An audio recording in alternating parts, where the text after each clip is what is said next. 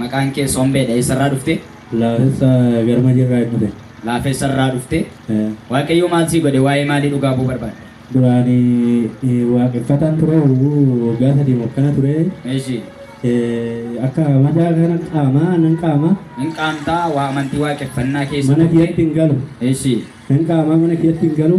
Mana keetti. Yaa qabu mana keetti hin galu. Magaalaa biraa deemee akka wanti badii hin taane ture. Eeshi. Bakka utumaadha mana kiyyaa qabu daa'imman asii manaa dhukkubaa. Naa bilbilanii guyyaa daa'imman dhukkubaa jira maal gara manaa hin galchu naan jedhu. Ani immoo durri bakka kanaati fuudhati hakimaan jedhaan akkuma nama maraatiin ta'ee amma immoo eeganii waldaa kana seenee nan fayyee ture bakka waldaa kana seenee naan fayyee daa'immanis naaf fayyite ani nagaatti bahee maaragiin gara mana kiyyaa nagaadha amma kinoo sirriitti fayyeetiin bakka nagaadha sirriitti amma mana kiyyaa maatii kiyyaa wajjin nyaattee jiraachaa jira. Amma manni kees nagaadhaatis nagaadha. Isa nagaa namaa deebisuu Yesuusiif galata. Suura kanallee na fayyee. Gurri kee duraan maaliin ta'u ture? Duraan warri dhaga'uunaan jechaa turanii waggaa meeqaaf? Ogguma san yeroo waaqeffataa turu san dhaga'uunaan jechaa turanii amma immoo bakka miidhaa fayyee ture agartee biyya kana amantii kana waa'ee abdiyanii ani bakka magaalaa kana galee na amantii waliin diiradheera magaalaa kanatti galee ta'u achi dhufee magaalaa kana reegan galee bakka gurri gadnaa fayyee midhaan dhaga'uu calqabee naan jedhanii bakka galateeffannaa fi waaqayyoodha. Maqaan kee Dagoodha. Eessarraa dhufte? Ganda Tuuchii Dakkooti. Ganda Tuuchii Dakkoorraa dhufte. Waaqayyo maal sii godhe? Waa'ee maalii dhugaa bu'uu barbaadde? Eeshi. Harki hoogana keessaa na nyaachaa ture. Harka keessaa si nyaata ture. Hojii hin danda'u. Eeshi. Gara raajii balaa irraan ergaa waaqayyo nutti dubbate. Eeshi. Qoree torbata kan kee keessa kana jira naan jedhee dhugaanatti ba'ee. Eeshi. Amma ergasii harkeen koo nagaa ta'ee hojii turaan hojjechuu hin danda'u waan jabaa ol fuudhuu hin danda'u. Nagaan argatee abaarsi narraa cabee gaafa lafa kana dhuferraa abaarsi narraa cabee manni koo nagaa argatee eebban argadhee amma ergasii qarshiin duraan harkaa wixii ta'ullee naa barakatee manni koo quufa ta'ee akkasitti hundumtuu naa qajeelee kana dhugaa bahuu dhufe ani waaqayyo. Galateeffannaa fi waaqayyo. Harki kee kun duratti maal sin godhu akkam sin godhu ture ammamiif sarara ture? Kana keessa na nyaachaa ture qaata narra tureera. Eeshi. Nan hojjedhaa yoo nan hojjedhu machis gisee bara midhaan barabbaru gisee waan tokkos hojjedhu danda'een hojjedhu danda'ee ol kaasuu hin danda'u. Amma ergasii aduu asitti na lallabame irraa waaqayyo nutti dubbaterraa ergasii nagaan argadhee harki kiyya waan barbaade hojjeta. Lafa kanatti erga dhufee sii kadhatameeti harki kees nagaadha. Abaarsillee kiisii kee irraa hin cabee. Abaarsi kiisii kiyya irraa hin cabee mana kiyya irraa hin cabee. Mee galateeffadhaa fi ilillee fooricha guddaa Yesuusii dhaabachuu. Duraan midhaan illee mana kiyyatti naan barakatu. Midhaan illee mana kee keessatti barakatu ture. Ijoolleen tiyya soogaa midhaan daakatu midhaan naan barakatu ture. Eeshi. Qarshiin kiisii kiyyatti barakatu ture. Eeshi. Manni kiyya nagaa argatee boqonnaa argatee sammuu kiyya illee boqonnaa argate duraan kan walii gadi na zoorsu sammuu kiyya keessa waan deemu dubbachaa tan deemaa ergasii sammuu koo nagaa argatee ammallee. Mee galateeffadhaa fooricaa iyya dabalaa galata Yesuusidha. Maqaan kee eenyudha? Maqaan koo Daawidha. Maqaan kee Daawidha. Eessarraa dhufte? Ganda Qorkee Goseetirraa hin dhufe. Ganda Qorkee Goseerraa dhufte. Waaqayyo maal si godhe? Waa'ee maalii dhugaa bu'uu barbaadda? Waaqayyo daa'ima koo tokko kan jalaa qabame. Daa'ima keetu qabamee ture? Qabamee mana hojiititti qabeenya wayii harkatti bade. Eeshi. Birrii 100,000 gaafatan. 100,000 gaafatan gatii meeshaa sanaadha. Eeshi. Ani immoo nan laalaa daa'ima kana jedhee yaadetan manaa bahu gatii wayii guyyaa wayii na harkaa bade sinqiin daa'ima sanii laalu na harkatti bade. Eeshi. Yeroo na harkatti badu wanti xiqqoon tuni garuu ammana na raafti jedhee yaadnee ani nama amantii keessa ture maaliif akkanatti ergamte hin beeku baay'ee na raase jechuudha. Qabeenyi daa'imaaf hangeessa jedhee xiqqaan na jalaa bade kuni na warraaqsee sammuu koo raase.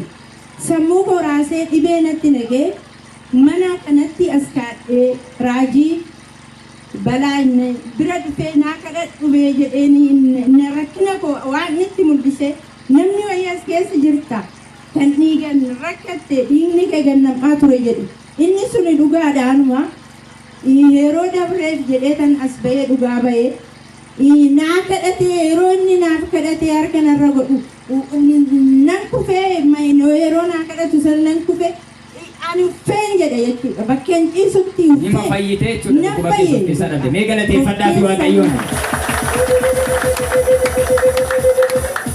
Fayye asii deemee yoon daa'ima koo bira dhaqu mana abbaa murtii geessanii hojii isaa kanaaf gaafatanii abbaan murtii bilisaa jedhe.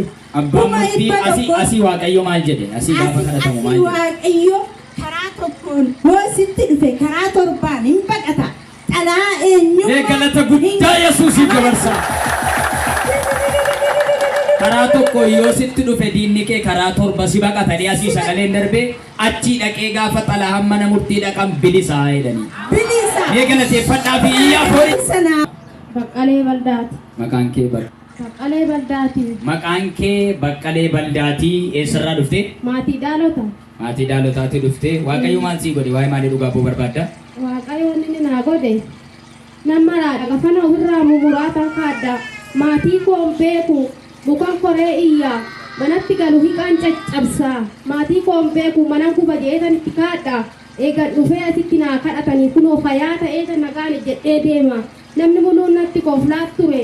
Gaariidhaan alaalanii internet natti koflanii nama koflaa ta'ee ture maraattuu ta'ee kafana ofirraa fuudhee fakkaadha. Iyyaa kan kaadha muka koreeta mukarraa lafaan ufdhaa kana keessaa ba'ee kan kunoo jira gaa kana naa godhe. Mee galateeffadhaa Waaqayyoodha. Isa qullaa buusu nama wajji Yesuusi. Galata dabalaa fi Yesuusidhaaf. Sasalphina akka malee nama oolchu Yesuusiif. Amma sammuun kee nagaadhaa.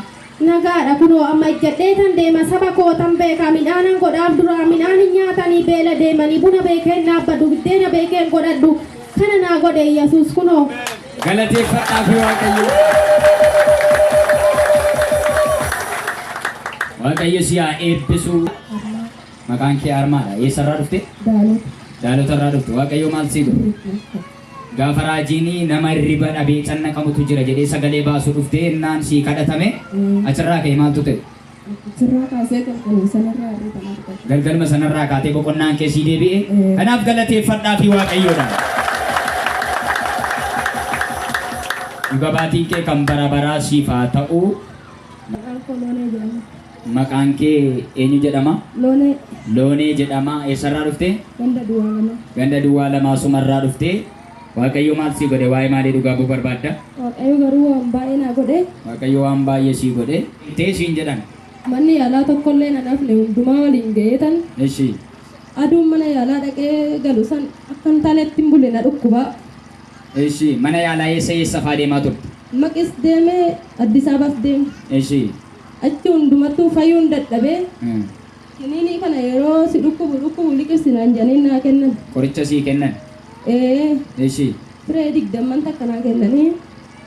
Aduu san galgala na dhukkubaa bule qoricha san hundumaa nan nyaatte. Eshi. Humtuu na dhaqqabuu dadhabe. Humtuu sitti wayyachuu dide? Jennaan Waaqayyo waati na dandeesse malee qabeenyi koo na danda'e na dadhabe ammaan booda qoricha kana liqibsuun jedhe naan jaan. Eshi. Jennaan qoricha kana bariisaas natti kaananan qoricha kana liqibse. Eshi. Homaa naa godhuu dadhabe. Jennaan amma bakka dadhabnana Waaqayyo sitti of dabarseera guyyaa jireenya koo kana mul'iftu situ beeka daa'imman kana oduun guddifadhee jedhee yaade. Eshi. Jennaan guyyaa tokko mee fayyinni kan kee bakka wayii jira deemtu naan jedhe abjuudhaan. Eshi. Jennaan waldaa hundumaa nan dhaqa waldaan koo mulu wangeelii. Eshi. Waldaa hundumaa nan dhaqa fayyinni koo eessatti naa mul'ata laata Waaqayyo jedheetan gisee hundaa nan gadda. Du'a kiyyaa miti daa'ima kan kootiif hin gadda. Jennaan ka'ee dhufeetanii asii seenee namni dhukkubsatan koottaa nuun jennaan an ka'ee dhufe. Raajii balaayii ka'ee dhufe shaashii isaa daffa isaatiin xaragatee waarratee maarrabii naa kennee akkatti qabadhe. Achiin booda wanni ta'e qaama kiyya kana keessa didichee waarratee nan kufeera. Achiin booda guyyaa sanirraa naaf fayyee karaan deeminii naan jedhan dura gufannaan achumatti haftanaan jedhanii. Karaan deemin karaarra yoo deemtee gufattee yoo kuftee achumatti du'uu dandeessaa siin jedhaman qoricha. Achumatti haftaa qorichi kun yeroodhaaf malee homaa siin godhuu dhukkubni kan ka'e ulfaataadha jedhanii na gaggeessa waan ta'eef. Eeggasanii karaa guddaas deemeera gaaris yaabbadheera waaqni na fayyiseera naa galateeffadhaa. Meeyya folichaa galata Yesuus kun. Sagalee iddoodhaa warra gadi. kafittan hin beektaa? Qarshii amma fideen beekuma jammarri qabeenya midhaan gurguree fidnaan horii naa gurguree. Ishi horii qabeenya midhaan mana keessaa gurguree fixe raatee horii gurguruu jalqabe. Hadaamatti usin deebisa ammas namichi tokko hin jira qoradhe naan jennaan ammaan booda waaqayyotti of dabarseera hin deemu jedheen dide.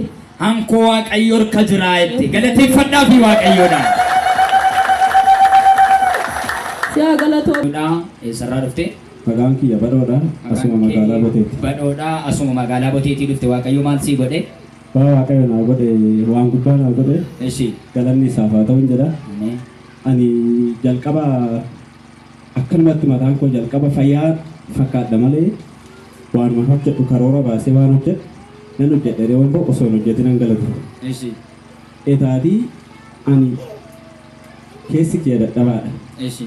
Baay'ee dhukkubsachaa jira maafan gadi jedhee hojjechuu dadhaban jedha maalafti naan maran jedha osumaan kana jedhee gaafa tokko oguma manaa bahu yaa waaqayyo har'a waan koo dubbadhu of dadhabeera osumaan dhaabbitti jiru namni fayyaadha naan jedhee ogumanas gabaa qorqorroo kana keessa as bahu dubbadhe. Yaa waaqayyo natti dubbadhu waa'ee koo kana har'aa haasa'uu qabdaa itti ofirratti haasa'u. Jedheen dubbadhe Ishi. gaafa as gahu handhuurarraa na bobaa gar malee Ishi. humnaa ol midhaanis nyaadhu halkan gonkumaa rafu. Ishi. San hambooda osuma asfannoon asuma waldaa keessa teenyu sagaleen naaf darbe. Hasan dhufe gaafanas dhufu sagaleen naaf darbe akkasumii na nyaachisan naaf darbe. Ishi. Sana booda sitti dubbate. waaqayyo sagalee naaf dabarse sana booda guyyaa san naaf kadhatame galee nan kadhadhee guyyuma sanirraa tokko karoorri koo kan harkaa badu bakkatti naaf deebi'e galanni gooftaaf haa ta'u. Mee galateeffadhaa fi waaqayyoodha. Lama midhaan nyaachuu dadhabe nan nyaadha. Sana booda halkan kanan hirriba hin rafne san gonkumaayyuu ganama sa'aatii lamatti nu farduu jammare. Mee galata guddaa Yesuus. Sana booda dhukkubbiin garaa keessas kan nama boosun eessuma akka dhaq qaamni koo hunduu ubbaree amma fayyaa hojumaayyuu hojjedheen quufu galanni gooftaaf haa ta'u. Ilillee galata fooricha Yesuusidha. Galanni gooftaa bara baay'ee. Eenyuudhaa eessarraa dhufte? Maqaan koo Nobeeti asuma magaalaa kana keessa. Maqaan kee ilma beetiidha asuma magaalaa kana keessa dhufte.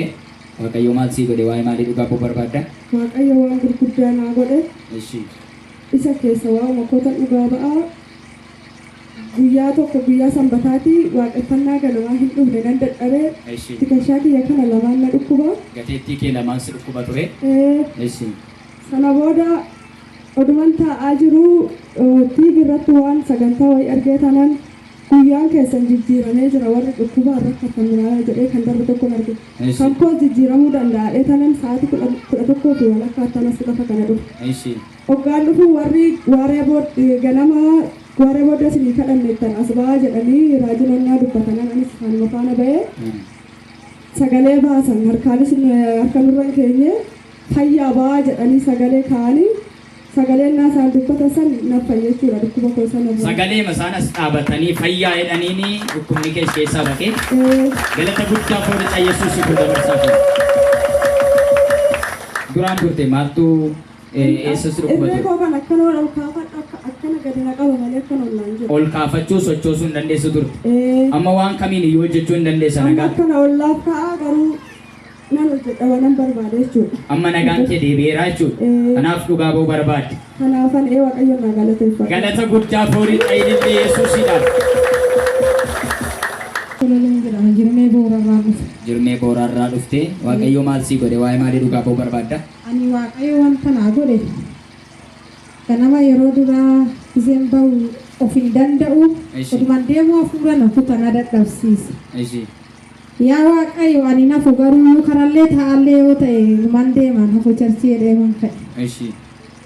Osuman deemuu namni wajjin dhufnallee ragaadha garuu iyyuu matuma kan koo kana of duuba garagalee amma garuu qabsiifadheen jira qabsiifachuun dadhabe. Ishi. Harki kun naaf hin socho'u gadi hin je'u hin je'u naaf hin diriiru walitti naan je'u garuu nan uffadha maal taateen coo namatti rukute naan namoonni rukunne waaqayyo guddaadha mo'ichattan ce'uu ta'an jedhe. Ishi. Mee galata guddaa Yesuus. Mo'ichattan ce'uudhaaf an ta'a. Ishi. Kanaaf amma duratti yeroo kadhannu akkuma charchii kana seenu yaa waaqayyo hin dandeessa narraa ifuu ta'aa koo baadheen galu osoo ati nan arginan jedhe. Ishi.